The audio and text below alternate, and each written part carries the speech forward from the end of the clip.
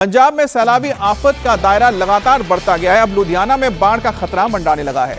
सतलुज नदी उफान पर है, जिसके चलते ससराली गांव में बांध टूट चुका है, जिसके वजह से पानी अब खेतों में आना शुरू हो गया। खेतों से पानी आगे निकल के शहरों की ओर बढ़ सकता है। पानी तेजी से बढ़ता जा रहा है, जिसके चलते इस वक्त सेना और एनडीआरएफ ने मोर्चा संभालते हुए लोगों की मदद शुरू कर दी है और बांध के मरम्मत का काम भी शुरू कर दिया है, ताकि बाढ़ के कहर को रोका जा सके। कई गांव को खाली करा लिया गया है, लोगों को अलर्ट कर दिया गया है। प्रशासन की टीम ग्राउंड पर मौजूद है। सेना की मदद से लगातार इस इलाके में पानी को रोकने की अब कोशिश की जा रही है।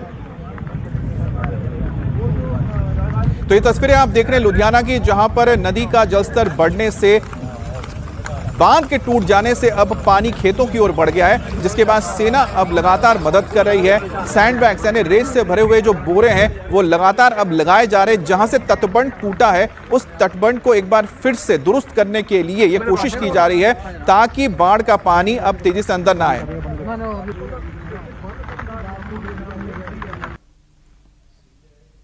पंजाब में बाढ़ से हालात लगातार खराब बने हुए हैं। सभी स्कूल कॉलेज फिलहाल बंद कर दिए गए हैं। राहत और मेडिकल सेवा पहुंचाने के लिए टीमें अब ग्राउंड पर एक्टिव मोड पर हैं। पंजाब सरकार ने बाढ़ से बिगड़े हालात को देखते हुए स्कूलों की छुट्टियां बढ़ा दी है।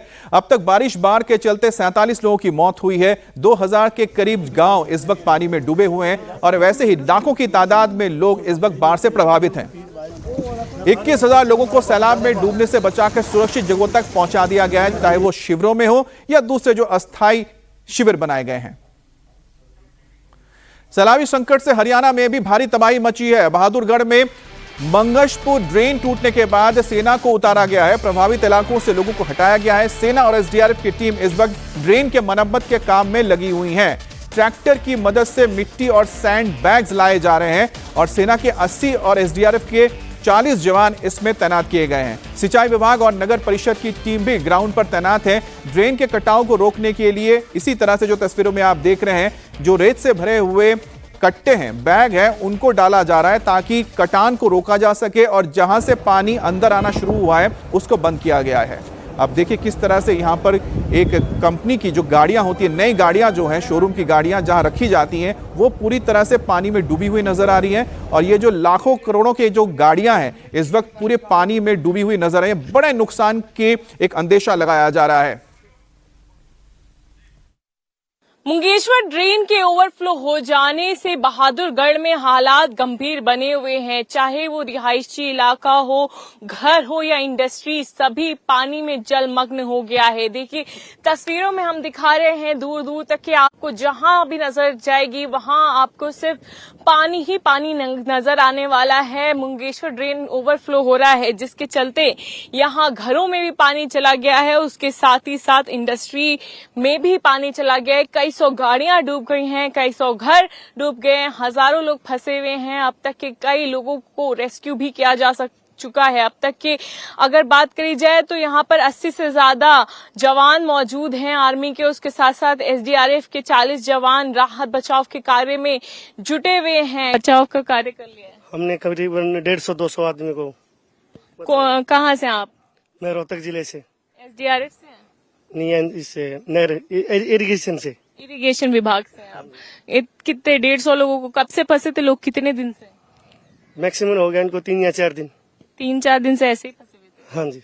तो देखिए यहाँ पर ना केवल आर्मी है, एसडीआरएफ है, बल्कि सिंचाई विभाग भी है, एसडीएम विभाग भी है, जो कि यहाँ पर डटा हुआ है। लोगों को निकालने की कार्रवाई की जा रही है, रेस्क्यू ऑपरेशन चलाया जा रहा है।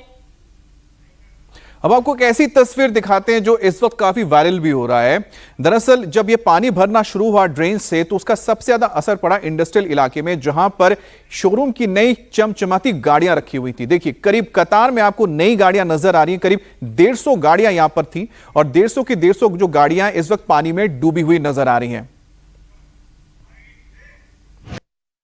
देखिए कितनी सारी गाड़ियां डूबी हुई हैं, सारी नई गाड़ियां हैं ये, यहाँ से यहाँ तक। और आगे गीतांजलि कॉलोनी है, वो भी डूब चुकी है। वहाँ पर कम से कम 350 घर हैं और वो तहस नहस हो चुके हैं अभी, और कोई कार्रवाई नहीं हो रही इन गाड़ियों की निकालने की, वरना घर डूबा जा रहा है और यहाँ से बांध भी टूटा पड़ा है सारा।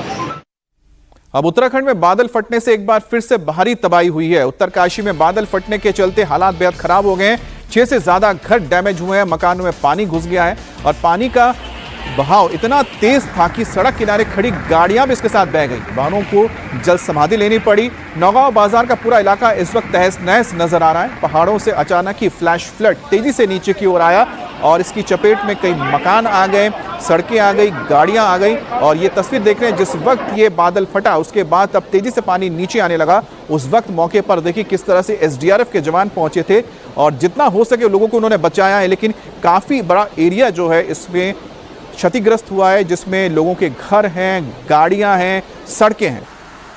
और एनडीआरएफ की टीम और एसडीआरएफ की टीम लगातार यहां पर रेस्क्यू कर रही हैं। बाजार के इलाके में कई मकानों को नुकसान पहुंचा है, कई गाड़ियां इस सैलाब की चपेट में आकर नीचे बह गई हैं। सीएम धामी ने सोशल मीडिया पर पोस्ट करके तबाही की जानकारी दी है। युद्ध स्तर पर राहत और बचाव के निर्देश भी दिए हैं और फंसे लोगों को निकालने के लिए एनडीआरएफ और एसडीआरएफ की टीम तो लगी हुई है। उत्तरकाशी से सामने आई तस्वीर डराने वाली है। नौगांव के देवलसारी इलाके में तबाही हुई है। नौगांव बाजार में पानी के साथ बड़े बड़े चट्टान टूटकर नीचे आ गए। पानी के तेज प्रहार के बाद इलाके में हालात बिगड़ गए। चारों तरफ तेज आवाज के साथ सैलाब और साथ में गाद, मिट्टी, चट्टान नीचे की ओर तेजी से बढ़े और जो भी रास्ते में आया सब कुछ वो अपने साथ ले जाने के लिए आमादा नजर आया। तो उत्तरकाशी की तस्वीर देख रहे हैं, जैसे ही बादल फटा और फ्लैश फ्लड आया उसके बाद ये नाला, जो छोटा सा नाला नजर आता है, लेकिन देखिए पानी इतना बढ़ गया कि इसने आसपास के मकानों को और जो तटबंध यहाँ पर लगाए गए हैं उसको नुकसान पहुंचाना शुरू कर दिया। सैलाबी आफत की खबर मिलते ही तुरंत एसडीआरएफ की टीम मौके पर पहुंच गई। स्थानीय लोग और पुलिस प्रशासन की मदद से फंसे हुए लोगों को बचाने का काम शुरू हुआ। इस वक्त ग्राउंड पर एनडीआरएफ की टीम भी तैनात कर दी गई है और युद्ध स्तर पर यहां पर ऑपरेशन चलाया जा रहा है रेस्क्यू का।